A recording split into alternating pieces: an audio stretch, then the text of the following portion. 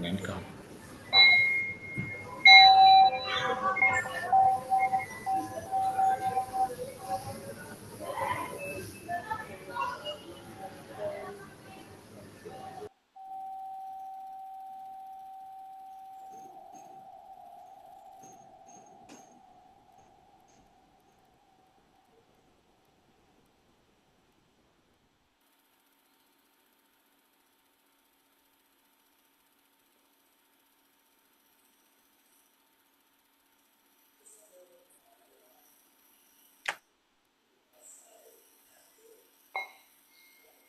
Ok, rồi cảm ơn mấy em. Hà thì thầy cũng mới gặp, Nhã thì thầy cũng mới gặp, Giang thì thầy cũng vừa mới gặp, chỉ có Diễm My là lâu quá rồi thì chưa gặp lại Diễm My. Ủa, bên Diễm My cái Ủa cam My ơi, không được hả? Em đã, em em kiểm tra xem camera em có bị vấn đề gì không em? dạ em đang tìm, em mở là chị nó khóa lại mà em tìm chưa ra chỗ này em mở nó bị khóa, nó đi là không cho mở. Tại Chị thấy cái hiện tượng này em bị nhiều lần rồi đó nghe. mấy lần trước là bị video, bị speaker, bữa nay lại bị tới video. Cô này là cô chắc đi cô này cô trưởng trưởng ban bộ phận kỹ thuật của công ty đó.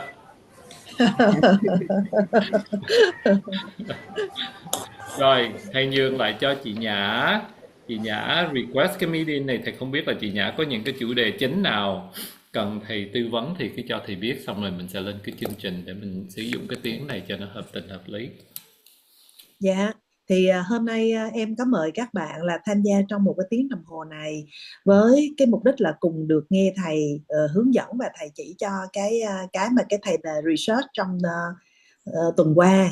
Ok. Dạ, rồi xong rồi sau đó thì mỗi một bạn muốn có cái đề nghị gì hay rằng là có cái lâu lâu được gặp thầy có tâm tư nguyện vọng gì thì nói. Dạ, thì lúc đó mình sẽ create cái buổi tiếp theo nếu cần. Dạ. Ok. Rồi. Như vậy là mình có hai cái mục tiêu chính ngày hôm nay ha. Trước hết là thầy sẽ cho bọn em update trong cái Viking 2025 cái trend mà thầy làm research từ cả mấy tuần nay. Xong thứ hai nữa là mình sẽ có cái cơ hội one on one để cho mấy em có cái điều gì thì mấy em cần phải có thể hỏi thầy. Right? Dạ. Mình sẽ coi thử những cái tiếp theo mình cần gì nữa khác. Ok, good. Alright, như vậy thì thầy sẽ share cái screen xong thầy update bọn em trong cái research trước nha. And Diễm My, thầy em cứ thầy ơi, cho yeah, cho cho cho cho em nói này xíu, BS cái này xíu ok. là bởi vì mình sẽ tập cho cái phản ứng của mình đối với tiếng Anh cho nó quen, Yeah. nên em mới xin thầy là thầy sẽ nói chuyện bằng tiếng Anh, và trong các buổi sau thì mình sẽ nói tiếng Anh, phần nào mình không rõ thì mình mới làm rõ cái phần đó bằng tiếng Việt một tí để Okay. cho mọi người sẽ quen và có thêm cái môi trường luyện tập tiếng Anh. Dạ. Okay, so thầy I'm going to speak English now, okay? For this forecast, okay? And if anything is a little bit too fast, too much, thì give thầy cái thumbs up or slow down or give thầy cái signal, raise your hand. But I'm going to give you the quick update here in English, okay? Everybody see the screen, correct? Just give thầy một cái thumbs up để thầy biết là you can all see the screen well. Good job. All right. So this is based on the research, and it's a lot of these. You look at the 2024 research they did last year, it's not that much different. There's certain things, it's a lot different, but the trends from 2024, it carry into 2025. All right, and focus really on the textile, not only for Vietnam market only, but the global markets in general, because they know that Nhã really, very want to grow the company globally, and you have a lot of international clients. So this is very, very important for you to see things not from the Vietnam perspective, but from the global perspective. And I know that you try to break into the US market too. So there's a lot of interesting things that we can share today, right?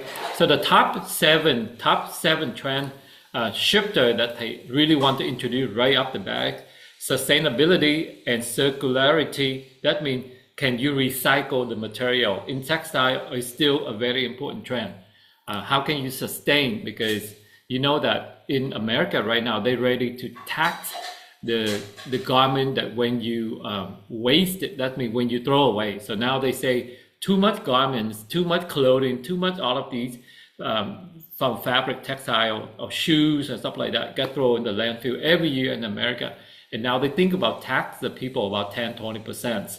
So people will be more sensitive in terms of buying new clothes and then throw away, because in America every spring, which is in about a month or two, people clean out the closet and then donate to charity, or sometimes people don't even want to donate to charity. They're so lazy they can just throw into the trash can. So there's a lot of ways when it comes to that part.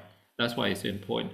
The digital transformation, you all know that we cannot escape the digital transformation even in your textile industry. And they will break it down in detail exactly what does that mean in your industry. Personalization and customization. So everybody don't just want to go buy the thing up the Nordstrom or in Walmart and Costco anymore. They want to personalize what they wear. Even they say, right, the t-shirt, most of the t-shirts they wear, I want to have the Build School Foundation logo, right? Or most of the things from Viking, you want to have the Viking logo on it. So people everybody want to personalize it, and then the people in the gay community, they want to have their own symbol. People in the LGBT and the people, white people, you see MAGA, right? Everybody want to wear a hat now. They don't just want to wear a hat, they want to wear the MAGA hat. Everybody want to personalize what they're wearing. They want to have a logo. They want to have the brand because they want to identify with the community that they support. So think about personalization and customization is very, very important in the society nowadays. Everybody, go do YouTube. Everybody YouTuber. Everybody social media. So they care about their personality a lot. And that will trigger it into the material that you produce. You have to find a way to help them customize or personalize easily, right? Supply chain, everybody knows supply chain. Last year is our issue. Since COVID, everybody put supply chain in the top 5 or top 10 concerns, because nobody can escape the global market that we're looking at. So supply chain is still a big issue. The next two is something that's really important. And I think Viking doing some of this pretty well. That's why, but the global trend here is just for the textile, not just for Viking. And then they will have the section specifically pro and con, and the opportunity and risk for Viking specifically after these 7 trends. Okay. Number 5 is emerging markets. Right. You cannot just think about America. You can not think about Europe. You cannot think about developed country like China, Korea. And then Japan anymore. You have to think about the emerging, meaning the people that are coming up. Vietnam belong to that category, right? We call developing country. We're not developed yet. We're still developing. So beside the U.S., beside Canada, beside all these big names I mentioned, you can see that the BRICS people, right? Brazil and then India and China and then Russia, all of these, South Africa, all of these emerging market. And Africa is another continent. Last year they mentioned a little bit about Africa, but the trend right now, people think about Africa, not only selling stuff to Africa, selling more clothing to Africa. They think about Africa as the source of making clothes, because the labor in Africa is still pretty cheap. So think about Africa as like Vietnam 30 years ago. So that's how we have to look at some of these emerging markets, right? Number 6 is focus on employee well-being, and this is the remains from COVID. Because after COVID for 2-3 years, everybody care about the work-life balance. A lot of people say, "Hey, I don't want to work too hard anymore because just one global pandemic and everybody dies. So why do I have to work so hard?" So you have to learn how to take care of your employee well, because that's the trend now. And Gen Z. And then the Gen Alpha, they don't really care about working hard like what we used to do anymore. For me, it would be like 40 years ago. For most of you, like 20 years ago. You can see now the Gen Z and then the Gen Alpha next to it. They don't want to work that hard. So we have to make sure, how can we keep the employee and how can we motivate them? It becomes a really, really challenge, because everybody's fighting for all the talents. And last but not least, number 7, how do you build your brand, and how can you do storytelling in a way that people say, "Oh, what Viking Vietnam is really stand for?" Or Viking Vietnam is just another textile, manufacturer. You don't want to be lumped into with any other people. You have to have the brand, you have to have the storytelling in there, right? So all of these are high level is very important. And they break it out one by one and they will say what is the opportunity for each of these in you. And I know that I just got this thing to Kỳ Nhã early, and a lot of you see it for first time. They're not meant to go through every single thing here, but make note when they go through and it's something you say, oh, thầy, that's interesting, or that's something that I have a hard time understand, then make note, and then they will stop, and feel free to raise your hand and stop me anytime, okay? And if they speak too fast, then tell they slow down. So first, talk about sustainability and circularity. Okay, so the trend is everybody in America, pretty big deal now, eco-conscious product, recycled material, ethical sourcing, meaning you pay the people, let's say in Vietnam, in Africa, in China, fair wages. You don't make child labor produce these things, because all of these things are unethical by American or Western standard. And environmental impact, everybody care about the earth now, right? Because you cannot just dump everything. And then I know that Viking does not dye the fabric, but when you dye the fabric, you produce a lot of waste in the water, and then sometimes people just let it run into the river, run into the stream, or run into the soil. Right now, Viking, you don't dye any fabric at all, right? No, thầy. Okay, Yeah. that's good. So at least you don't have to worry about the environmental impact of all of those dyes, product or waste, water. But a lot of people do have that concern. So for Viking strategy specifically for this, what can you do?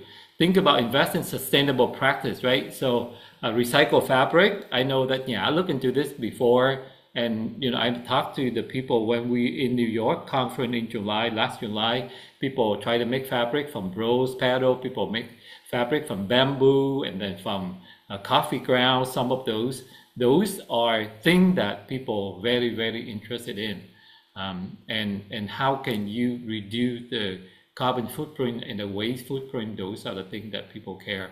And I know Vietnam, there's a lot of source focus on this part. So this is something good for you to have your designer to think about. Number two, transparency, traceability, right? So when you say I'm doing all of these eco-friendly stuff like that, can you track your logistics, and can you prove that all of these things I track from point A to point B before I get to my factory? You're not just Viking Vietnam do all of this, but you have to make sure the source of you get the material gotta go through too. And another thing that you can do is that in case of Viking, we don't really do a lot of these things, then we have to go partner with somebody, right? Somebody that really eco-friendly already in Vietnam, and they're really good at this thing. You can partner with them, and you can have a collaboration, or you can say, hey, why don't we partner together and we do this thing, and you be the one research and I be the one that making the clothes, and then we can have our names, our logo on both of this product. So sometimes you don't have to do this thing, but you can just go partner with somebody. That definitely is a solution. Okay, digital transformation. A lot of these things, we don't need to beat this, because that e-commerce is important. AI powers, automation. I know Ha mentioned about a lot of these things when you try to set up your new factory. We definitely want to have some of these components in there. Data-driven decision making. This is something, decision making. This is very important.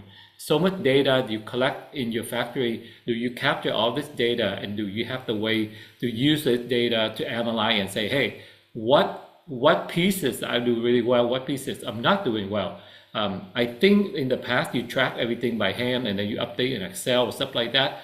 Those are just too time consuming, and then you have to learn how to apply some of the tools, some of the data analysis, software out there, and try to collect this information by everybody's, just scan the barcode and you track it, and every time in the process of you producing pieces, you can track these things electronically, right? So some of these are things that sometimes it's worth to invest, especially for the new factory. So what can we do? Embrace the technology. Don't run away from it. You have to learn how to do all of these AI design tool, automated product line, data analytics. You have to learn how to do this, because when you have this thing and you work with somebody like, hey, I love data. So when you have all the data, I can see it, I can track it, and I can analyze the data, and I can see the trend pretty quickly. But if you don't have it and you do by hand, and it's really not very useful for thầy to look at this and try to help you, because without the data, I don't see the trend, and I can't really do much to help you move to the next level. Okay, so you need to have a strong online presence, e-commerce platform, and I think most of these in the digital marketing. I've been tracking Viking for almost a year now, and I see that you have a major jump in your digital marketing. You have a lot of online presence, and I see a lot of followers either from Facebook or YouTube. So I think those are really well capitalize in your digital marketing. One platform they really want Viking Vietnam to pay attention to is LinkedIn. LinkedIn is a very good network for professional. So LinkedIn is where Nhã, as a CEO, or most of you at the division head, you need to have your LinkedIn profile, because a lot of people might go to LinkedIn to looking for partner, or go to LinkedIn to looking for source in Vietnam, right? So that's another platform that I highly recommend Viking Vietnam think about. And for LinkedIn, you don't have to post video and stuff, but if you have new article, hey, Viking accept a reward, Viking travel to America to do something, Viking do something special. Once in a while, update that information on the Viking, Vietnam page. That would be something pretty good. Okay, improve supply chain visibility, use digital tracking, like they say, barcode or QR code or whatnot. We track our supply chain, so that way we don't have to do by hand and say, oh, where did I buy this material? Did they come from, they say they come from Italy, but did they, bypass China somehow? So, some of these are definitely you can have the way to track them. But keep in mind, every time you're tracking everything, it costs a lot of money, it costs people. So we have to be very careful what we do, and thầy not will recommend you do all of these things that I recommend on this research here. All right, number 3, we talk about personalization and customization. That's a trend. A lot of people on social media now, and they want to have their own stuff. They don't want to go buy, people brands anymore, because hey, unless that brand pay them affiliation marketing, why should they promote that brand, right? Everybody think that way. So when you know this, and we talk a lot about these things, and we see the trend when we at the global conference last July in New York. Everybody, small startup, they want to do their own brand. You have to be able to offer them, personalize their pieces, pick a different color, different fabric, different sizes. These things, we have to figure out how to make this thing simple, and don't require people coming in with 1,000 or 5,000 or 10,000, a minimum quantity of order, because that really is a showstopper, right? The product lines, the production line that we do, we got to make sure that we accommodate somehow, if there's an option for us to be able to switch, to reset, to set up quick and fast, turnaround time, cut down. We got to think about investing some of those, instead of typical machine that might take so long to reconfigure, to have some smaller batches, stuff like that. And because the trend now will be a lot of smaller batches, and they want fast turnaround. So if we take days to set up the production line, that really is a showstopper, and we lose the compatibility, when we try to compete with other people, right? Collaboration with designers. Sometimes, you don't have to go do all of these things yourself. Same thing with the recycle or eco-friendly material. Go pick some designer that you really like and partner with them and say, hey, you know what? Let's do some of these things together, and we have the ability to do this, and you have designer. Sometimes you can help us design the sportwear lines or clothes line, something like that. Go find a designer, work together, instead of try to do everything in-house, because then we don't have the expertise to do everything. Okay, number 4, supply chain resilience. Supply chain, without saying anything, after COVID, you all know this. I don't think I need to beat a lot of these things with you anymore. I believe that you have a very good relationship with your supply chains, but just keep in mind, always make sure you diversify, right? don't just use one or two, use a few and then always have backup. And the challenge with that is you cannot just have them but don't give them business. So sometimes we have to give 80% to our go-to, supply chain partner, but maybe 20% you have to divide on the backup B and C plan. Keep them interest in doing with you. So when you need it, you can go to them and then you can get going.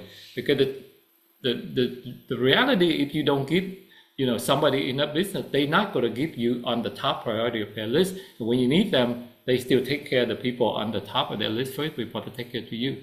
So make sure that diversify your source, build strong relationship with supplier, give them some smaller orders, or keep in touch with them.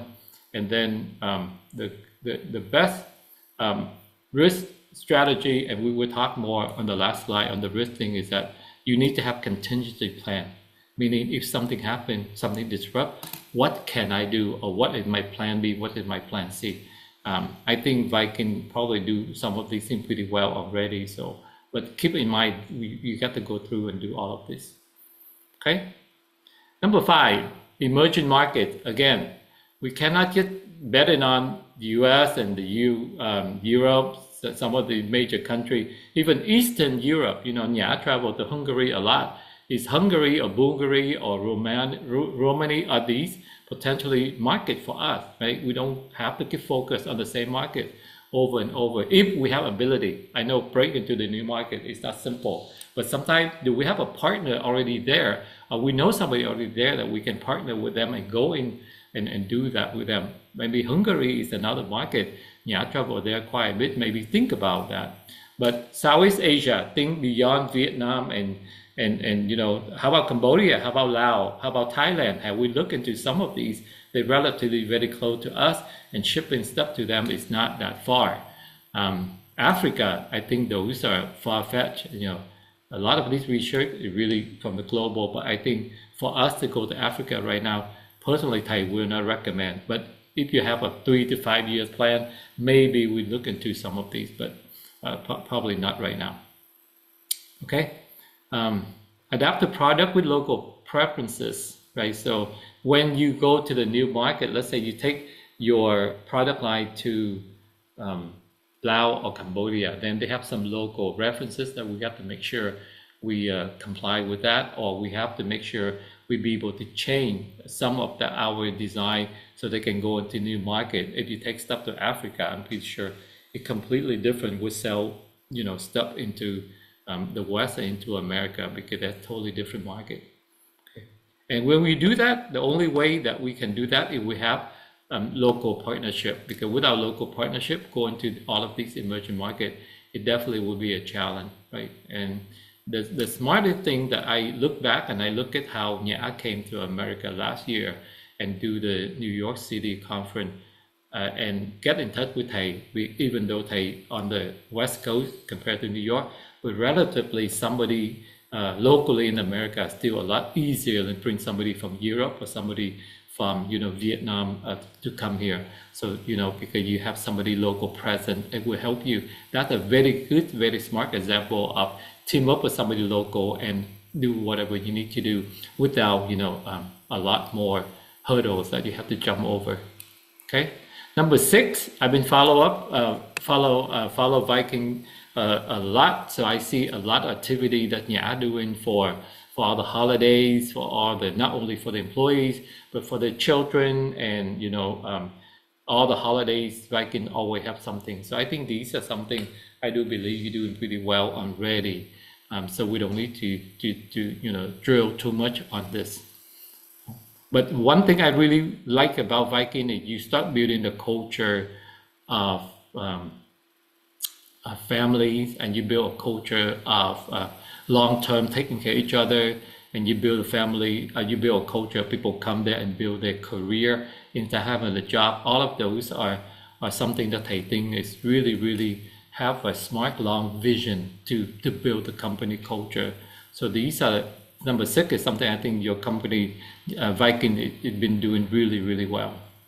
Number 7, similarly with number 6, I think a lot of things that you do on Facebook and YouTube, I think it start pay dividend. I think the Viking Vietnam brand is still very strong. I watch your video, have a lot of people follow up, a lot of people comment on this. I need to cautious though because I can see that lately you use a lot of AI. So the second part here, engage with the customer. Every time I comment something on your link, on your video or picture, whatnot, I see the AI automatically come back and answer, thank you, Jimmy Tai, for engaging with it, blah, blah, blah. It's exactly the same. And that turned off people really quick, pretty fast. Because one, I know that you use AI to answer my comment. I will not comment on your product anymore because that's human nature, right? If I read your post and I take my time to write your comment and you use the AI to automatically respond to my comment, that's not engaged with the customer. That's the machine engaged with the customer, and that's not a good thing. So be careful with that, okay? Sometimes use them sparingly, but then have human answer and have AI answer and have even AI answer. Make sure they have like 3-4 different questions. I mean, answer to certain question. Not everything. It doesn't matter what comment I say. I see exactly comment coming back. That's not good customer engagement. Okay. The thing I still want to make sure I'm still struggle with the branding of Viking Vietnam because right now I know that Viking Vietnam on the high level through the 6 months that we coaching you on sales. I know you're not the cheapest. You're definitely the best. Your price is not the lowest one, but you have good quality. But when you talk about top quality, so you're not really at the top quality yet. So you kind of in the upper middle range. So how do you tell the story that you're in the upper middle range? It's not a bad thing because too cheap, people think that, oh, there's too many of you. Too expensive, people say, oh, I cannot really afford it. So be in the middle is not a bad position to be in, but how do you tell that story? I think I still not be able to identify yet with all the video, with all the posts that you pump it out. Because sometimes when you pump out too many things, it becomes really confusing to see, oh, what exactly is Viking Vietnam is all about. So make sure that message has to be very clear, right? Just like Thầy, something Thầy, make it very clear.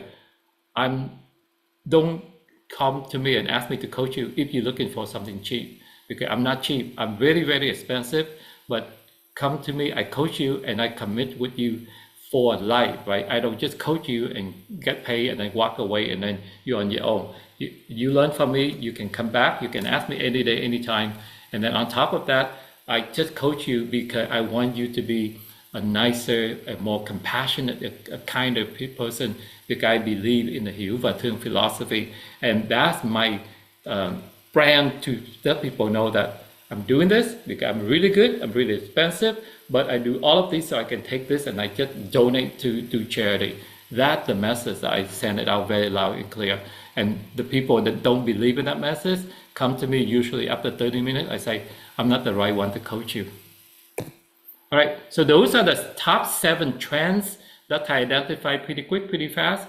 Everybody have any question or anybody have anything before they move on to the opportunity, the risk, and the strategy that they recommend for Viking?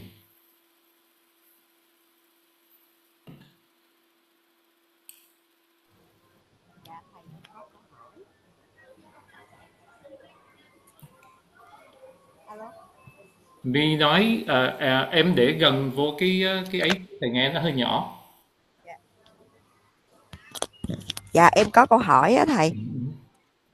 Hồi nãy có cái mục mà thầy đang nói về cái chuyện là mình có thể nghĩ đến phát triển ở các thị trường khác á. Okay. Em nghĩ nói tiếng Anh, practice tiếng Anh. Okay. Number 5. Because I think about the cost in a Viking is quite high. High. So would we consider expand to the cheaper market? Because I feel that it's impossible to we compete with other company, because now if we quote something for the cheap, like you say about Laos or Cambodia or other, always fail. And do we think about that, or we concentrate about develop in the current market of the Viking or the expensive? Good question. Very good question. So when you think about expanding your market, you cannot go into Laos and Cambodia, which earn a lot less than, let's say less than America or in Europe or in Japan, and expect to sell the same thing. So you do need to have the cheaper version of that. Let's pick fire retardant, woodware, right? So let's pick that. You need to have a cheaper version that they can afford to buy. So that's got to be the strategy that you think. Should we capture the high-end market in America, in the Europe, and in Japan? And should we come up with a lower quantity? So your research team have to say, how can I produce the fire, the woodware for firefighter, but cheaper version, maybe like 40%, 50%. It doesn't have to last that long. It doesn't need to have all of these certification, and introduce that. But before you do that, you have to do market research to see what is the price range they can afford and what is the quality that they can accept, right? So those things go hand in hand, right? If they want exactly the high quality, but they want the cheap price, that's not going to work. But if they say, okay, I'm willing to lower my quality, and then I'm willing to up my price a little bit from the bottom, then maybe we have the band that we can work with. Okay, but that's an excellent question. We have to pick and choose market to think about. We cannot just take something, $400 a uniform, and now let's say, okay, I figured out how to sell this thing for $50, right? And I learned that question when we in the trade show with Nhã. There's a gentleman walking around in Nhã, and I pointed to the outfit, the jumpsuit in red, and I say, guess how much is this thing? And he looked at it and they say, yeah, I can see I can get this thing for about like $30. And Nhã and I just laugh at it, right? I say like, wow, why don't you add another zero to the end of it? Because they say, go ahead and touch it, go ahead and feel it. But he's in mentality that he can go get something in China for $30. And then, yeah, definitely will not be the same, right? It might look the same. It might, have the look and feel, but definitely not the same quality, because China, they produce something, they're cheap. But then the uniform to fight fires in Japan and the US market might last for a year or two. Something in Japan, in China, you buy, make in China, they might last you maybe 3 months and then you throw it away, right? So that's a decision that you have to make at the executive of a company. Do we want to go into this new market? And if we go to the new market, what is the product that we're going to offer and what the price range that we're going to price so we can be competitive in that market? Okay? Yeah. Did I answer your question, me? Yeah, I understand. Thank you. I Yeah. had the second question related with the number 7. You talk about the IA answer. Mm-hmm. I have the same feeling when I write comment and the IA answer is in a different meaning, Mm-hmm. and I feel for next time I won't comment anymore. But in this point, how we solve it? Because I don't know about they have the or we have the rule of different things to answer with different meaning, Right. because they cannot write the same for all the people. Correct. Yeah. So what you do, you have to at least have like 5 different answer sets, right? So in general, it's like, thank you for your answer and we appreciate you. Another one is, oh, we're so glad that you comment and please follow us more. So at least you vary it. But I truly believe when you say engage with a customer, it cannot be the machine answer, right? Because unless the machine is so smart that can answer with some customization. Again, we talk about number 2 is customization, personalization, right? If every time I answer a comment and I see the same thing come back, that's not special anymore. That's generic.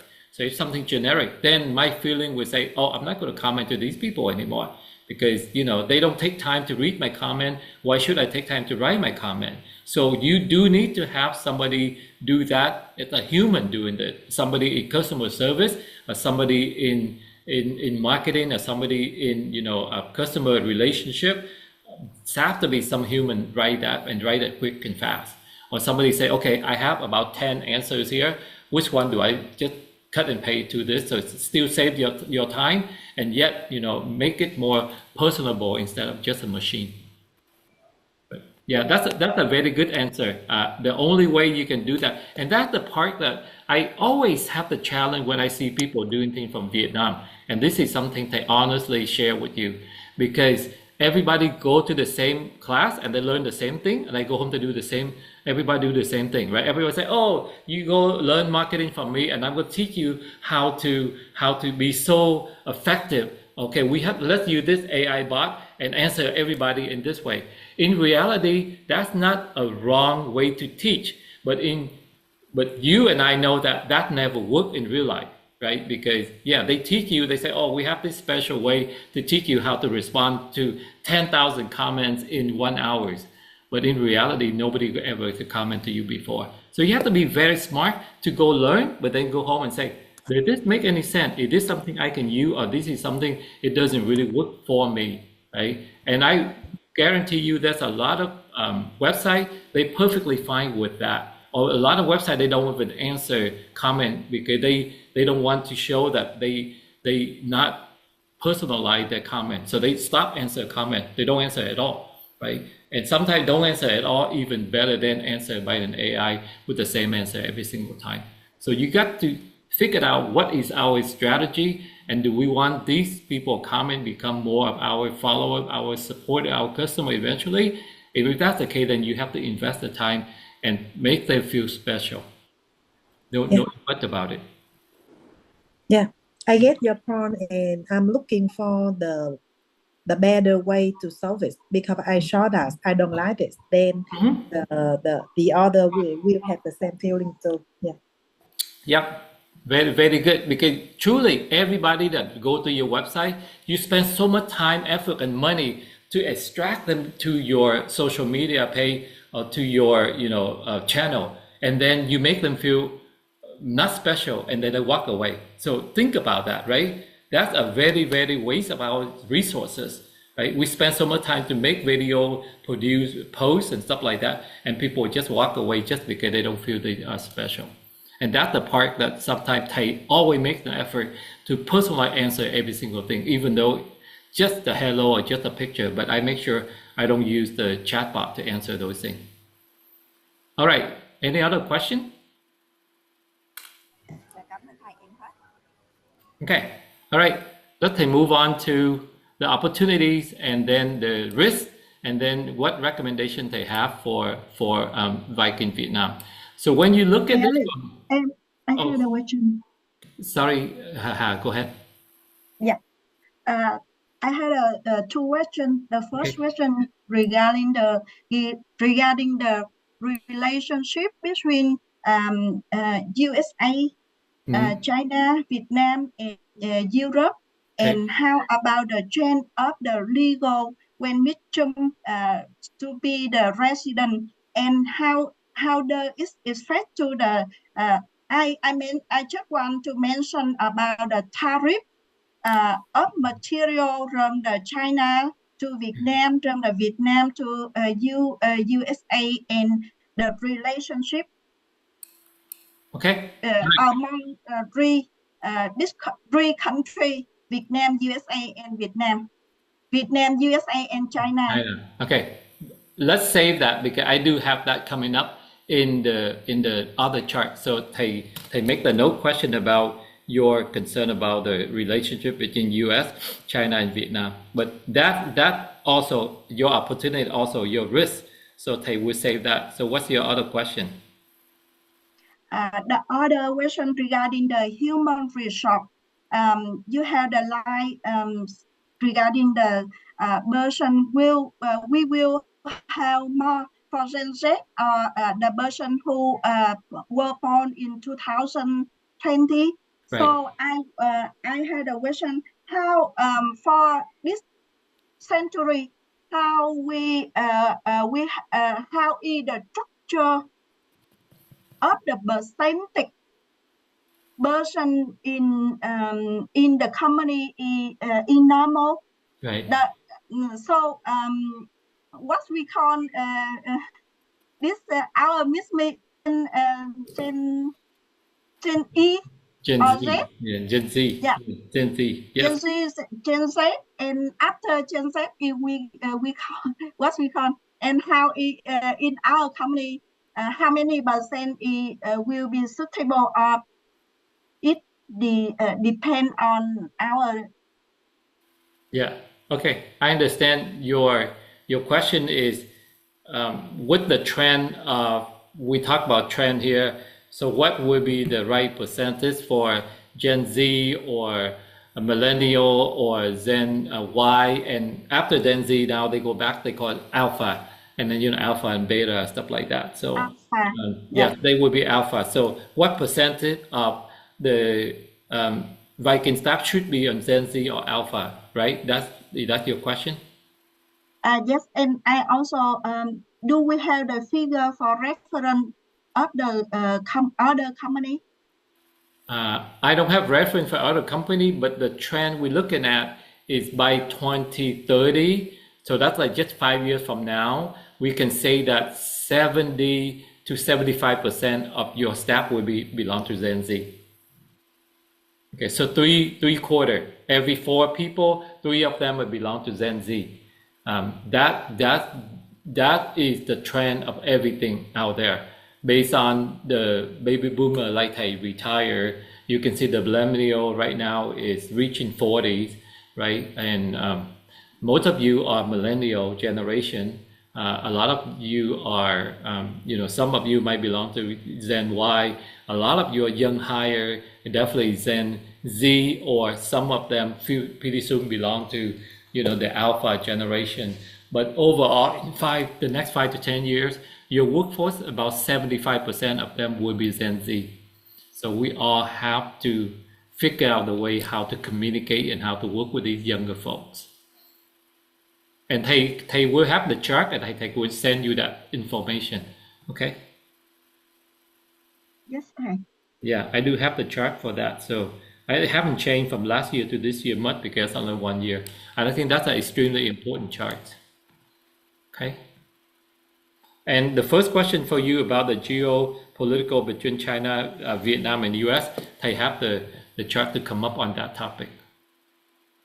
Good? Okay. Miss Yang.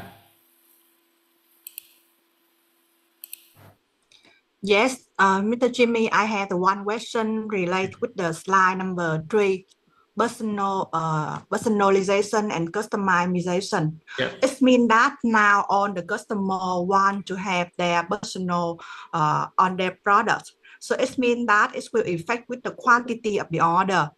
And as we know that if a small order, it will affect a lot of the cost for the product. Right. So how can we adapt with this trend in order to keep the customer satisfied but keep the cost in the realistic level? Yeah. Great question. Excellent question. This is always the trade-off between, hey, what is the MOQ that we accept and what we can make money. So these are the classic example of price and cost, right? The advice I have is that you got to pay attention to this, but I just want to correct, not all of them want personalization and customization, but I say the trend, it will be more and more and more. So that's the trend. So when you see the trend, there will be more and more people want this. So we need to have the way to deal with that. So maybe in our factory, we still have the 80% of your capacity focused on the mass production and large quantity, but you need to have about 20% of your staff or one line focus on these smaller opportunity. And sometimes you have to make sure your price track to these things. Instead of B2B, it's more like B2C in this case, right? So for the B2C, you certainly have to charge them higher, and they're willing to pay for it because they understand, right? They cannot go to China and get everybody talking to them, because they walk into China, they don't have at least 10,000, minimum order. Nobody even talk to them. So we already know that, right? Because we learned that from talking to a lot of folk in New York. So over there, even China, they lower down to like 5,000. They're not going to do a couple hundred the way we do. So the thing is that we have to think how we can help them with prototype, how we help them with the first couple hundred. So that will be something that we need to solve that problem. to keep this customer happy, and maybe out of 10 of them, maybe 1 or 2 will become big someday, right? That's the bet that we have to invest it in. But my advice is have 80% to handle your mass production and have 20% of your to handle all of these smaller customer. Chị Nhã has raised hand, so let me see if chị Nhã have anything to add. Yeah, when I listen to your research, your presentation, then in my mind it boom up a lot of questions, and also I focus on how we can do on the different cases. Actually, in the China market, it's already changed compared with the last 3-5 years. When I saw in the different store in the exhibition last year, right now China also proactive and ready to serve from 10, 15, 20 pieces with things to risk. And of course, the price will be different. Right. It's already happened in China last year. Okay. Then I think in our case, in order to do with the reasonable price for the startup, that means we need to combine all the available material, and we need to do creative based on these things. But when I saw the trend in the south of US, they more prefer to be like in the forest, but need to be suitable with the climate and need to be like the street square. Then in that case, we need to collaborate with the other supplier, Right. where they can supply for us some similar material, but not either real function or real material function like we are today in the special working condition. Right. It's something similar. That is the trend the US person refer to use. Then I think in that case we need to have the different option, and we need to find out the different suppliers. Then we can choose, we can repair. Yeah. First of all, we need to do the market research. Right. We understand and we choose something is the hot based on the Google change and based on the market research. Then we also can choose some of it, and we can do some the optional ready with the price, with the material. Then when some of the customer come and ask, then okay, we need to prepare and we need to offer for them some option better than last year. And if they need to choose with some other differently, then we can offer for them with a different responsibility. For example, like, okay, if they need to refer something special based on their special request, then they will be in charge of the material, and we will be in charge with the rest of the thing, or how we can cooperation to each other. That will be the different situation, different way, different discussion. Yeah, we can't have the same solution for all different customer, but at least this year we had the chance to have the better choice to do the marketing, the market research. Then we need more option, more information, and we need to proactive with that, because actually we cannot not know on in the different thing in Yeah. So I think based on what trend Yi Nhã just mentioned, Yang, about China already learned how to deal with this, was a lot smaller. So I think we need to think the same. And even we have to use some of this technology to help us out. And we have to maybe have a production line that can be reset or can handle small number of quantity a lot better. those are some of the options we may have to look. So we have to go figure out what the hell is the China doing, right? What the Chinese doing that they can take from 10,000, now they can step down to a couple hundred. We got to learn how can they do that so quickly, and then we figured out what can we Viking Vietnam adopt to some of the technique that they doing and see what makes sense for us that we can try, right? But I totally agree with you that the customer, with the small customer like this, the startup customer, they understand that they have to pay a lot higher because they're small quantity, their qualification, right? And that's the thing they're willing to pay. Our challenge is we still make sure that it's reasonable enough so they can start. But yeah, I feel the pain because we work with that nurse lady for a long time, and she keep dancing around, wasting a lot of our times. But that's just the nature of working with a new customer and a young customer that have no idea what they doing, right? So it's not an easy problem to solve, Yang, but just go learn how other people start doing some of these and start pick up some of these trends, okay? And talk to people. If you go to Japan, if you talk to the textile company in Japan, if you travel to China, try to pick the people brain that, hey, how can you handle this situation? And we learn a lot about how other people are doing and see which one that we can apply for us. Yeah, Mr. Jimmy, Yes. that also remind me something regarding about the USB. That's mean among of the different company, we need to have the special USB. And right now we need to reinforce on these things. I remember long time ago you had told me about the some lady has been working as a designer. Mm-hmm. Yeah. Because right now I think we have some way to do that because it should be created by ourselves in our base products, and then that can be personalization,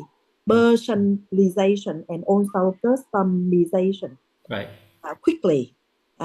Then that can be handmade, something created by handmade, or something created by special designs. That we need to learn regarding about the function, and we can create and changing this quickly based on the customer expectation. Mm-hmm. Yeah. So I think that we need to find out the way special, and then we can be um, we can be we can proactive on that and can create that by ourselves if we are just have the good relationship with the supplier chain. That will be that will be the benefit, but that's not the only unique Correct. yeah Correct. Solution. yeah okay. Very I true. think that's Very true. just create a lot of things. Yeah. Right. The idea of this brief today, Nhã, Giang, me and Hà, is stimulate your brain to think, right? Because no way that you can think and have all the answer based on thầy been researching for a couple of weeks and with a lot of professor in college to brainstorm together. So I put all these pieces together. It's so much information in there that you have to go and digest a little bit and then start have conversation and say, hey, what are the top 3 or 5 that I can go to apply to do? They're not going to expect you to do them all. Some of them probably very easy, like the AI respond to comment, we can change that thing very quick. But some of it pretty complicated, like how can we have the automation so we can reconfigure our life quick and fast to deal with some of these smaller customer. It's that's not an easy thing to do, right? So that's why we have to brainstorm with smart people. You need to have a few very talented people in your company you select to this team and have some of this discussion and say, hey, here is the trend, here is where the market going. What do you guys think we should be able to do, or who can research some of the topic and go? I know you don't have a marketing, you don't have the research department per se, but hey, more than happy to guide you through this.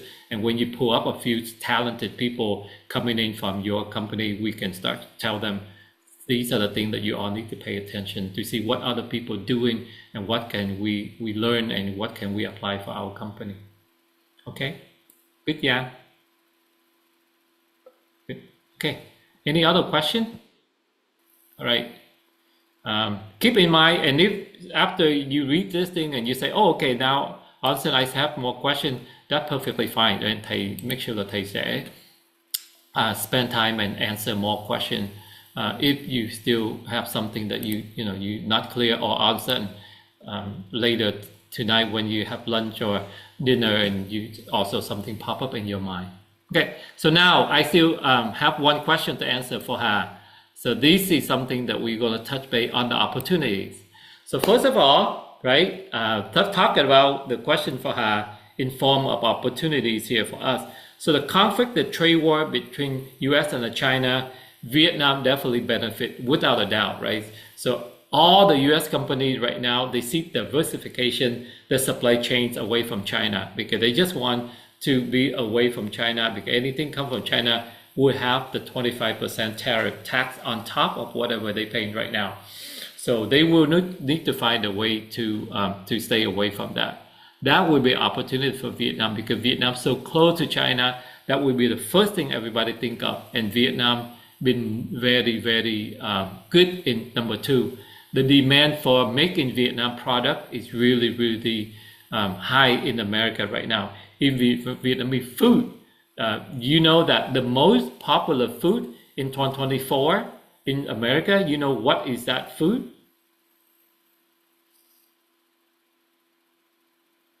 The most popular Asian food in 2024 in America is bánh mì. Everybody over there, phở is already a thing of the past, right? Everybody know phở well, right? So now everybody start eating bánh mì. So the Lee sandwich is something very popular in the Lee sandwich in Santa Ana. They run a factory kind of, and then they build franchise. Everybody want to have a Lee sandwich. They license their name and they teach you how to make the bread and they teach you how to do all this and they help you set up operation. It's $1 million. $1 million and Lee sandwich, will help you set up another franchise. So that's the thing that Vietnam, making Vietnam product right now is very, very likable in America. So you can see people want to be diverse from China, and Vietnam is the next name they think of because from China to Vietnam is very close, right? And I'm pretty sure you see the trend. A lot of Chinese people already see this and they jump into Vietnam and they try to buy land, they buy factory, or they're looking for a partner because they want to be able to put the Make in Vietnam label and ship it to to America to avoid that 25% tariff. Number three, okay, same thing. The trade war, all of these are very related to they want to diversify, they want to Vietnam getting popular, and the trade war between the U.S. and the China. It really makes Vietnam prominent on the map. On top of that, number four, Vietnam, after the tour that I saw all the companies in New York last time with Yang, I realized that even internal within Vietnam, you have a lot of company locally start doing a lot of this development. So you don't have to always look for outside. A lot of these can be within the company, right? So that will make it very easy for you to buy material from within Vietnam, or you get the source from within Vietnam and you don't have to worry about the logistics and the transportation. I'm not deep enough about specifically fabric and how many percentage of your raw material right now you buy from other people in Vietnam or make from domestic within Vietnam. But this is something that I really, really interested in. If you have that trend data, I want to see from the last 5 years what the percentage of material that really make in Vietnam that Viking use, because that will tell me the trend of how is the domestic industry growing, right? Number 5, technology advancement. We all talk about that. Everybody hop on better machine, better efficiency, better productivity. Therefore, your cost will be lower.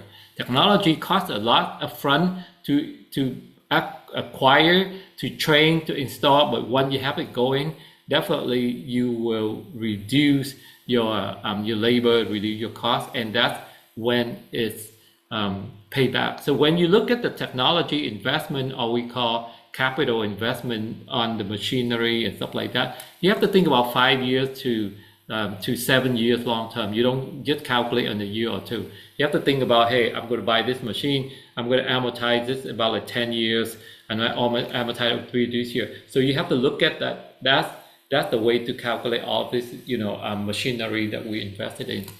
Okay, government support. I noticed that the government of Vietnam, with a lot of help, with a lot of department now, they try to do it because they want to bring, the Vietnam name, Vietnam product, Vietnam textile, Vietnam clothing to other part of the world, and then the Vietnam help you. I don't know how much incentive, how much tax break, all of these things, help you within Vietnam itself. But I really see the trend is Vietnam government will get involved and do more. So that's in your favor, especially with Nhã has a lot of relationship with all of those, folks in the government.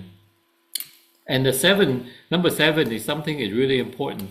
Vietnam used to be known for just making, cheap clothes and then shoes and things like that. But now with the advance of the people, with the advance of technology, with a lot of engineers that we produce, people start looking at Vietnam to make more high-end product, right? You already have Samsung make phones in Vietnam. You already have a lot of Japanese company make stuff in Vietnam, and now Intel's already in Vietnam making chip. And now Apple ready to make iPad in Vietnam, because I have an engineer working for Apple, and he used to make things in China. But in the last couple of years, he traveled to a factory in the North Vietnam, I think just outside of Hanoi, build a factory there. So Apple already have planned to do that. So we don't just make shoe and clothes anymore, but we go into high tech. We go to phone, we go to iPad. So similarly, in the fashion, in the textile industry, we don't just make simple and cheap product like thing that we just make for Walmart. Now you can have high-end product, right? Thing like ski wear that Nhã making, those are high-end product, right? Even those the quantity might not be that much, but you already start making high product like that. And the opportunity for you to partner and work with some bigger company like sportwear will be a lot higher, and those will give you a lot of higher profit margin. The key is that you want to make sure we have good profit margin here. Okay, so that's the opportunity. Now let's get to the risk. So this is the top 7 risks, 7 threats, the risks that we see. Okay, so the competition, right? When you see the trade war between US and China, then Vietnam, not the only one that people come to, right? You can see Bangladesh, you can see India, you can see even Central America, like a lot of countries, even Mexico. Now they see that and they want the same opportunity. So they compete for all of that order. So you have to see that other countries want to do that too. So the only way you can be competitive, you have to make sure your cost, your quality, and your delivery time have to be really good. That's the only way people are looking at, right? I have to go to American company here, say I gotta go to Vietnam, it's like 10,000 10,000 miles away, halfway around the world, and I can go to Mexico here, practically just go across the border from San Diego here, that we already in Tijuana, Mexico, and the shipping time will be a lot faster. Instead of the whole week, the whole month, now I can cut it down to a few days. Those are really, really important factor for a lot of companies like Walmart decide to go down to Mexico instead of produce more in Vietnam. So that's why you still have to make sure that you produce things good at the lower price so people still can come to you. Okay, because the competition right now is a lot. Everybody going for this trade war, not just Vietnam, right?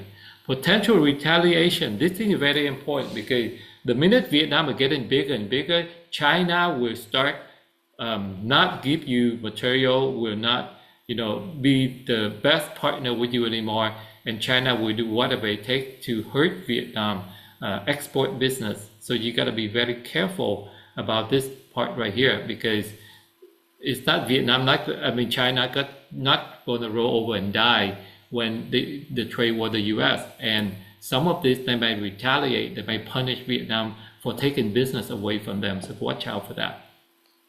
Number 3, when you depend too much on the US market that you gain so much market share, then if we have something like COVID and everybody stopped, order thing in the last year or two, after 2-3 years, have a lot of material, and then you will suffer because when you put all the eggs in one basket, and then if that basket got dropped and then all the egg is gone, so you don't have anything else. So you got to make sure you cannot depend too much on the US markets alone, because that makes you very vulnerable.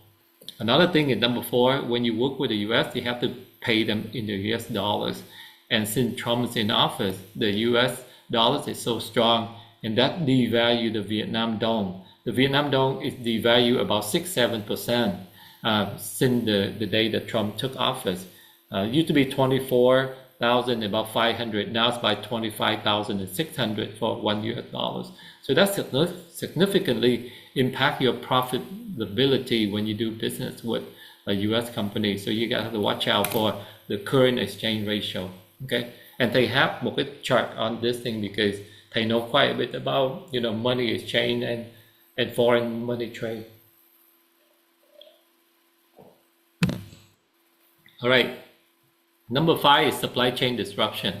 The trade war, every time we have that, it impacts raw material, delivery time, and overall cost. Even China not punish you, but just because things go through China, they have to go to Hong Kong, get to some of these ports. You got some delay, you got more tax, you got more steps to go through. That it will hurt. It will hurt your supply chain.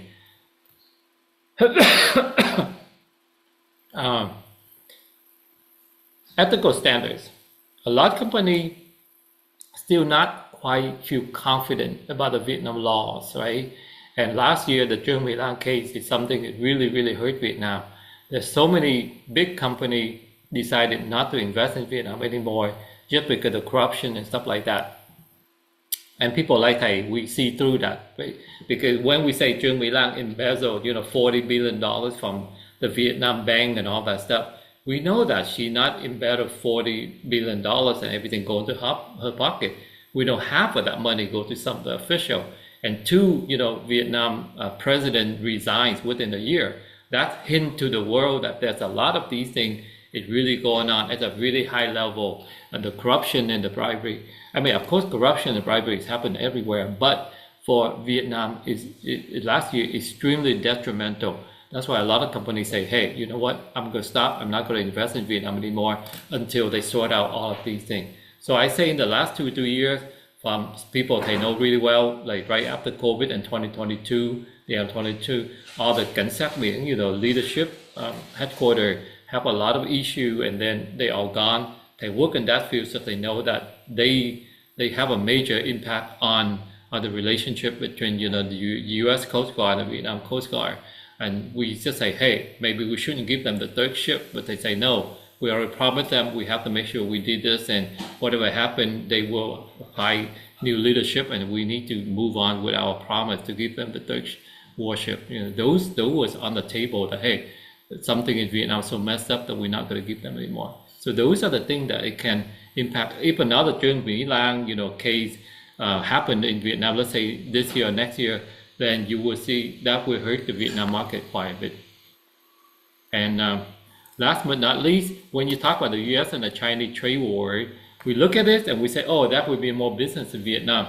But you don't really know, because the U.S., the minute they find something and China working out great, they can change that in the matter of days or weeks, right? And that all of a sudden, the advantages that you think we're going to have, we invest a lot of our company resources to get ready for all these new orders coming in. And all of a sudden, US and China shake hands and everything, copacetic, everything fine, and then we lose out on those things.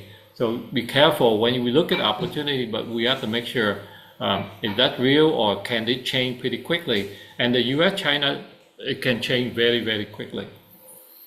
So knowing these 7 threats that maybe we face with Viking Vietnam, what can we do from the risk mitigation standpoint? Especially with Hà and Nhã học cái project management class with Thầy right now, so the managing the risk is definitely something as the leaders we have to do as well.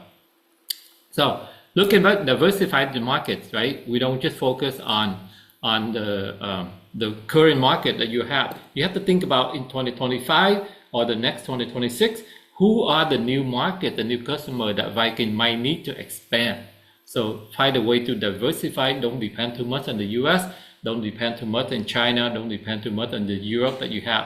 Even within that segment, you got to think about who are the new customers that we need to think about strategically. Maybe every year we just go into one more country, not everywhere. Or maybe this year we just go to, maybe we go to Cambodia and Laos and Thailand, and maybe we leave the Europe alone until next year. So think about that and say, hey, what is the right strategy that I want to take my company this year or next year, right?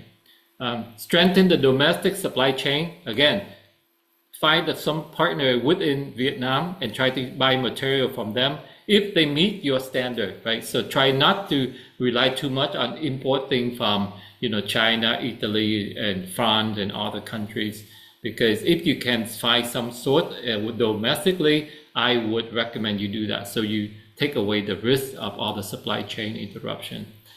Technology innovation, we already talked a lot about this. I know that you try to move with some thing new here with the factory. So when you have your technology innovation plan, or what are the new things you do in this thing, they're more than happy to take a look at your plan and say, hey, are you on track? Are you, it's worth to invest in all of these new machinery or not? But to me, invest in new technology, new machinery, always is always a good thing. And when I calculate all of these investments, usually I look at from 5 to 10 years to amortize all of these upfront costs. Okay. Sustainability and ethical practice, number 4. So this is something that is extremely important, because when they're talking about textile or stuff like that, the trend they see in it here in America is the Gen Z and the younger generation. Since COVID, they seem so care about the environment. They say, are you pay these people fair wages? Or are these people got, good food to eat? Or are these people got a good healthcare system? So anything you do in the social responsibility is very, very important.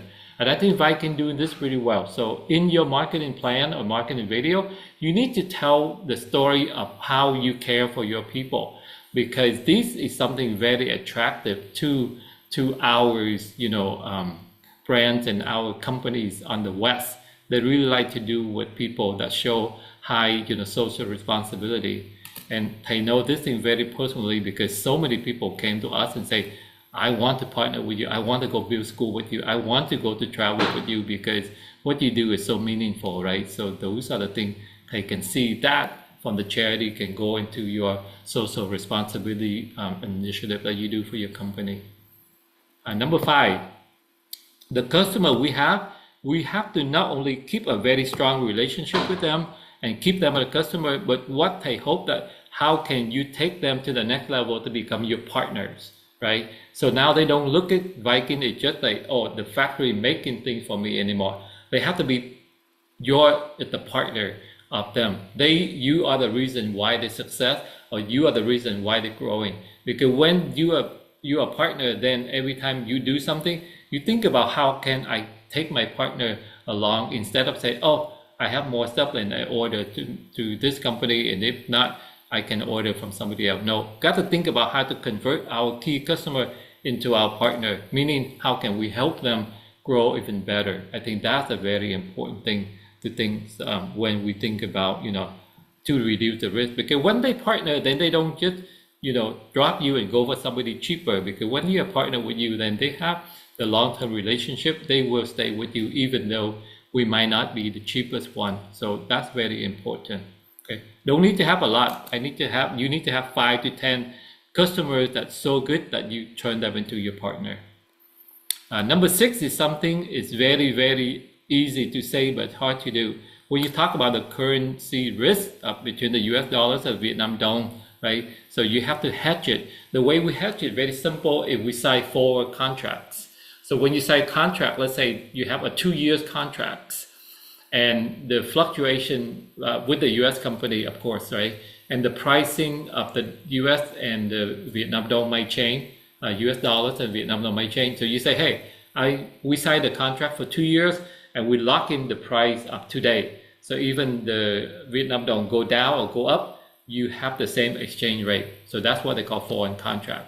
Okay. The other one is they call currency swap. That means you have to go buy some insurance, and then they can pay for you swap the currency. That's like, okay, I will make sure that we swap the currency. We will buy some of this currency in advance, and we keep that in the bank now, so we have the currency to pay for, for you next year instead of using the current rate. This is very technical stuff, and if you want to engage in these things, they will do some research and show you exactly what to do, because this is something that really advanced in the financial trading world. So the currency swap is very advanced. Be careful. If you've done it before, then it's fine. But if you haven't done it, I say be very careful before we start engaging in some of these activities. Okay. And the last one is very easy, like what you do it right now, right? You consult some expert, you consult some consultant, somebody can do research for you, somebody can gather all this information and keep it together, and then you can receive the brief instead of you have to go and try to find time, because there's a lot of experts out there that they can do this a lot quicker and faster than you have to go learn do this on yourself. Okay, so that definitely one of the mitigation strategy that you can apply for your company. I believe that should be the last slide that I have for all of you. Let me see. That's it.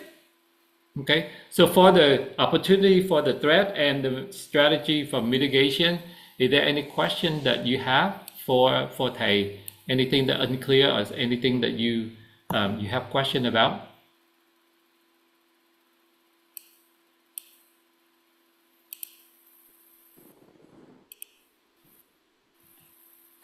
No, too much for Sunday.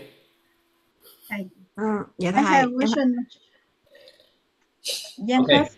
I think Hà and then Giang. Vậy em trước hả chị Hà? Mr. Jimmy, about number 2, strengthen domestic supply chains. Yes. But from my opinion, currently on the supplier in the Vietnam local Vietnam market, their quality and also their service order and their price didn't adapt with our request about the quality for our product to export. Okay. And it's also make the supply chain in Vietnam is lower than other market, because most of the material are from China, and they are very strong about the quality, about everything. And it will affect with the when we export to US or something, they are refused to use the material from China. Okay. So do you have any advice for us in this case? If indeed you believe that most of the domestic supplier, they just mainly use China product and they not meet your standard, because I know some of the ski wear that you produce is really high quality. They use them every day, so they know that they really high quality. So you just have to skip them for now, right? Because when it comes to you do your homework, you do your research, you know they're not there yet. We just have to not using them, but that doesn't mean we not keep trying to find new people, right? Or we have to, when you send out a tender, say, oh, I have the need for all of this material. You do want to give Vietnamese company opportunity, and then you just list all the requirement that you have, and if they don't meet the requirement, then yeah, don't use them. But the trend is that I hope, and all of these things not going to happen right away, just because there will be more company research and more company doing this in Vietnam. It doesn't mean they be supplier for you right away, but maybe this year, maybe 1 or 2, next year, maybe 5 or 6, but you just need to make sure you be open-minded to the new supplier domestically, right? That would be my advice. Give them the opportunity when you have a tender to source material, give them the opportunity. But if they don't meet your standard, they don't meet your standard. We're not going to give up on the standard, because we have to keep our quality standard and know what about it. Yeah, that's a lot of these things. We have to see what makes sense, which we use and which one we say, oh, they're not Vietnam in the domestic market. It's not ready. Supply is not ready yet. Yeah. And sometimes we share with them that point too, right? We really want to use you, but you're not that good yet. So you have to go home and do your homework and become better, and then come back next year, and then I will give you the opportunity. But you have to be good. You have to meet my standard. If you don't meet my standard, I'm not going to use you. Yeah, and in some case, we will use the supplier from Taiwan because because with some people they said that Taiwan is different with China. Let's see, they're thinking, they talk, and they accept that level. Yes, for the US, from the US standpoint, we do see that make in Taiwan is a lot better quality than make in Vietnam. Even go right now, go to the supermarket, go buy food. If they say make in China, go will not buy, and she will pay more money to buy stuff say make in Taiwan. I mean like tofu and mấy cái đồ hũ, mấy cái đồ đó là cô rất là concerned about things made in China, right? So cô only pay for stuff let's say made in Taiwan. Even chow, I say like who cares? Just chow and chow, but say no, we're not gonna buy anything made in China. We buy things made in Taiwan now. Yeah. So that perfectly makes sense to thầy because in our family we do buy things from Taiwan or Korea or Japan, but we don't buy things made in China anymore. How about from Hong Kong, thầy? Hong Kong, technically, Hong Kong still part of China, but we still have a better image about Hong Kong, right? But for thầy know supply chain pretty well because be a park engineer, I buy a lot of chip and a lot of sources like that to build, machine and stuff like that here for my company when I still working. So I understand even they go to Hong Kong, but thầy phải look at the supply chain. So I have to track the part. They say Hong Kong, but they really come from China, from mainland China? Because think about it, they just park in mainland China now, right? So mainland China can use Hong Kong. So we have to do our due diligence to make sure that the component truly come from something from Hong Kong, but not from the mainland China. Because in the US, we do see the difference between Hong Kong and mainland China too. Actually, with the material, even though that the office in Hong Kong, and we will receive direct for Hong Kong, but behind that, production in China, they ship to Hong Kong, and from their office, they will ship to Vietnam, to our factory. Right. Yeah. That's So the truth. truly right now from the US standpoint, thầy có thể share cái này là from US standpoint, we see the difference between making Taiwan and making China, but we don't see the difference between making Hong Kong and making China. Because I think the making Hong Kong not even exists anymore, right? Because China pretty much anything leave in Hong Kong, they say make in China too. So just because they have an office in Hong Kong, it doesn't really mean anything. Because to us, they still make in China. Yeah. But overall, if something come from, if I know that something come from Hong Kong, I will put them in a higher quality standard than thing coming from China.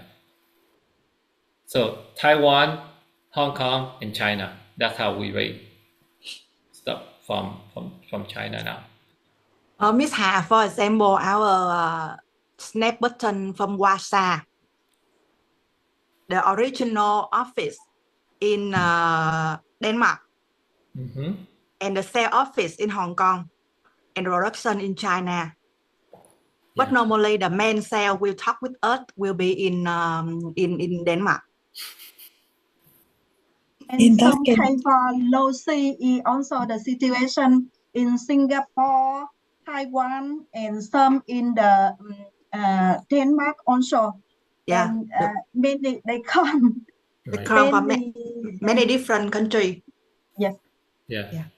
Very, very important in the IT world that I worked on. We really care about it because even we have a mandate that, when they buy material to build, equipment for the US government, there's a mandate we only can build make in, the USA product. But the challenge is that you buy electronic component, it's almost impossible not to have some component made in China now, right? So that's why we have to trade the part very carefully because the motherboard may be made in the US, but some of the chips, some of the capacity, some of the resistor, it came from China. So we have to look into the supply chain of every single component, and that can be very, very, complicated when you think about tracking the supply chains.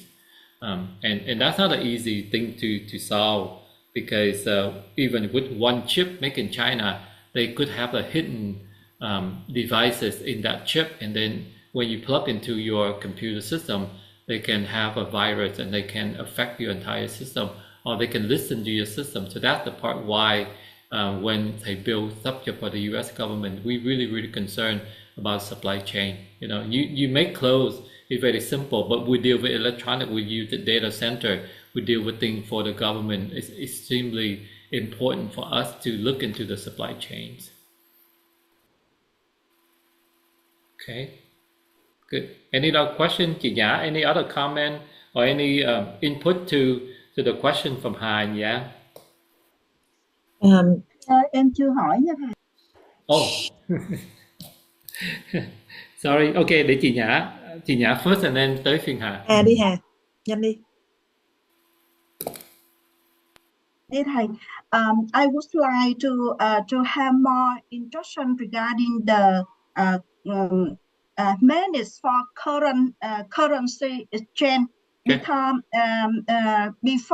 before 2024, Viking Vietnam is CMPT factory, but from now on we start to buy material with the high cost and the big amount of the USD or other currency to make the FOB contract. Right. And before we just receive one kind of the currency that is the USD. Right. But from this line, from 7, I see that we can think more about how we export the garment to the UK. Then we can receive the money in Europe or GBP, the currency of the UK. Right. And the other, we also can receive money in USD or Japanese. But I have not managed for the benefits of the exchange rate of currency. So when we need to buy the material, we have to exchange from our currency we have to the currency which we have to pay the supplier. Right. Then we need to how to follow and how to control to have in the best way and more benefits for the company. Okay. Right. Yeah, I will have a separate lesson for you to just how to hedge against all the currency fluctuation, because currency change every day. And now I know that you not only worry about the USD, the dollars, you worry about the euro, and also you worry about the UK pounds as well. So there's a couple currency that I have to show you how to make sure when you sign a contract with certain people, we have to factor in that potentially for the currency fluctuation, right? We either can lock in, or we say, hey, we go by whatever the day that we have to pay the invoice, or we can say, nope, the minute we sign a contract, we lock into that data exchange rate. So either way, we have to wait, and if you lock into that rate, then you have to go outside quickly. Thầy chỉ muốn đơn giản, thầy nói nhanh thôi là if you lock in rate by the daily contract, then you need to take the money, go buy that currency, and keep that in your bank, right? And then when the time to pay, you already have that currency to pay, so you can avoid the fluctuation that way. But if you want to gamble, if you say, oh, I think the currency, the UK will drop, so I will keep that money, but I just keep that part, but I don't buy yet. I wait until the day I have to pay the invoice, and the currency will drop, and I will buy, and I make the profit. Because with like $1 billion dong right now, instead of only worth of £1 million, now it'd be like 1 million and another 1,000 or something. So some of those are trade that we can look at, but some of them we talk about risk mitigation here, so we're not gamble. We have the way that we can say the minute we sign contract, we have to allocate the money and go buy the currency and keep that in the bank, and when we time to go pay the invoice, we have the money to pay. So we take the risk away from that. That's usually the easiest way that they recommend a lot of companies to do if you don't want to track the currency daily. They really into investment. They look at investment every day, so they know the daily fluctuate. But like Japanese right now, right? They love to buy Japanese yen right now because đối với thầy là the US is so strong, right? So I can use the US dollars and I trade, and I think in a year or two the yen will be a lot stronger. So instead of one US dollar right now exchange for about 160 yen, 160 yen, next year there may be only 145. So that's why when I see the trend like that, I rather buy the yen right now. Same thing with the euro. In October, thầy will travel to Europe, so thầy will buy some euro right now because I think the euro will be stronger toward the end of the year, and I want to lock in all the potential euro that I can have. So there's a few things that thầy will do some research, and then we'll have a lesson just for you on how to deal with the currency fluctuation. This one is for Hà. Thầy, but in Vietnam, the foreign currency is controlled by the national bank.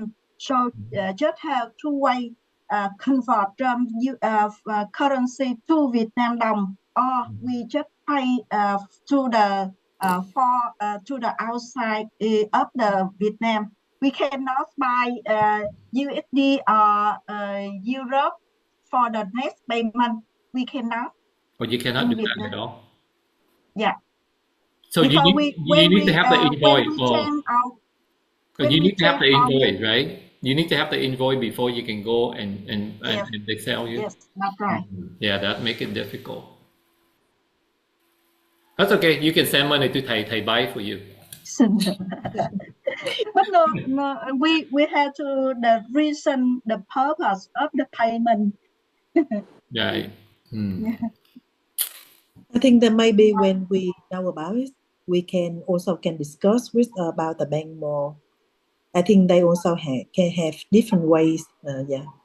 They do have. I'm pretty sure Vietnam have the stock exchange, so they probably have the currency commodity at the option. They just need to research a little bit more for you because Vietnam does have the stock market, right? So they probably have currency exchange too.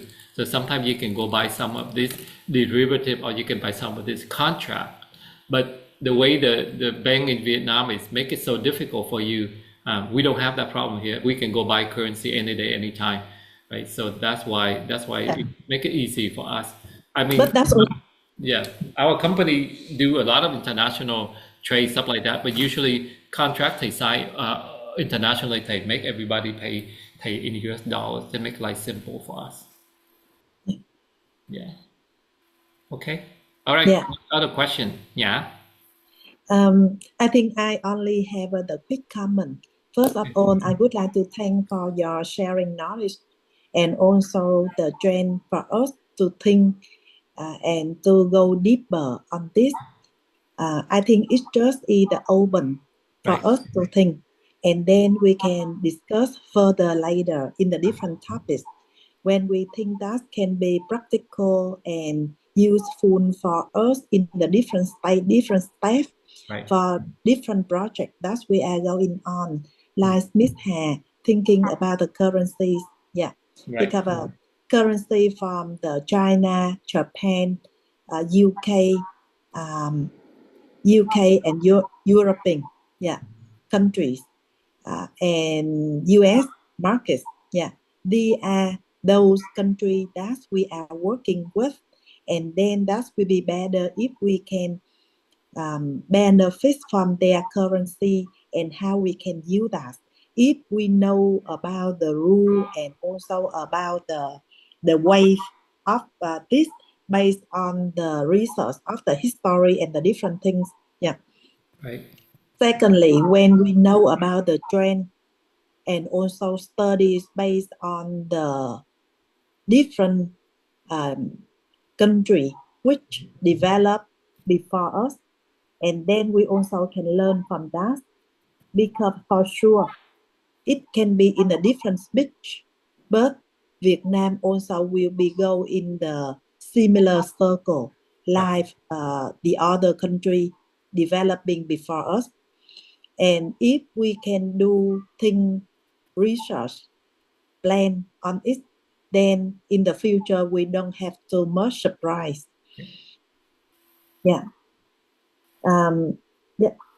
Thanks for a lot of time you are paid for do research for us. We will continue on these topics later. Yeah, I think that's a good idea. What I just summarize because I look at all the questions. It's so interesting. How I care about HR and cost. Um, care about material and how can I set up my line and make profit. And me ask about technical things. So it's really in your realm of expertise, and I can see your question really follow with that trend. Chị Nhã, of course, at the big boss, her vision have to be bigger picture. So that's why it's good that this is a good introduction for you. Think about it, have a couple sessions, and only identify what are 3 to 5 things that Viking will do, or what are the plan B for certain thing here that Viking need to have. So what you need to come up with, we call strategic plan, right? So you have a strategic plan for Viking, and depend on the situation, what happened, what not happened. I totally agree with you. Since you already planned it, you have it. If it's happened, you know what to do. If it not happen, then you'll be fine. But at least you're not surprised and say, oh my God, what do I do now? Right? There will be no oh my God, because you already know what might or might not happen. Yeah. I just want to have the small emphasize regarding about the question from Miss Yang. That also remind me about the story when the business come from the new country and they want to sell about the sandal. So the first guy they come and they see no one in that country don't use any sandal, and they say that either no chance for them to sell this product in this market, and they give up. That guy gave up. Another guy coming and they saw that, oh, that's in the ring market. So actually I can learn a lot from the advice from Jimmy regarding, okay, we need to have the good relationship and need to be patient on that. And then time fly, people also will change, markets also will change. And if we know exactly what we are going on from the university, from the domestic supplier, and from the different level of the supplier around us exactly, not guessing in the detail, then we can offer for any potential customer come in and want to choose in the different level. We can analyze, we can give them some options, some idea on what they are working on. Because right now, someone they are focused on a sustainable level of the products. They accept to pay more for less quality. Right. Compare if we are use the recycled material. Right. So that's also depend on the request from the customer and also from the story they are work with their brand. So we don't know who are they yet. Yep. So just let it open mind and also follow. Yeah, that is what I learned from the explanation from Jimmy regarding and also from the question from Miss Jen. Yeah, it's very true. Cheaper supplier, cheaper material, then definitely maybe that's the right solution to allow you to make cheaper product that you can sell to new market that can only afford things for less, right? So that's a good observation. There's always solution how we use it to apply to what situation that's the role of a good leader to have the vision to see some of those. Yep, might not be perfect for this market, but it can be perfect for a market that they can only afford pay to like 30 or 40%. Okay, all right. Anything else from Miss Me? Good. Miss May now just want to go lunch with her husband. I understand that too. Okay, and Yang, anything else? Dạ không thầy ơi. Okay, good enough, good practice, good Yeah. material. Take time to digest. And chị Nhã, anything else before thầy sound the bell? Dạ, em hết thầy. Okay, all right. Bữa sau thầy. Dạ. All right. Thank you for all of your attention. I really, really love to spend time with you all because you are so studious, and it's worth all the effort that we do research because it seems like we have a very interesting conversation here.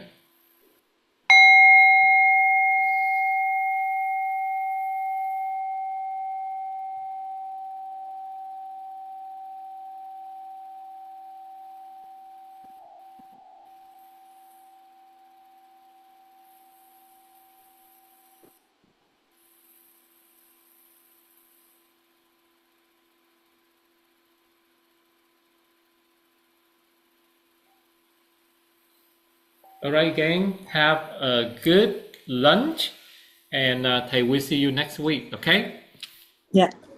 Dạ thầy cảm ơn thầy.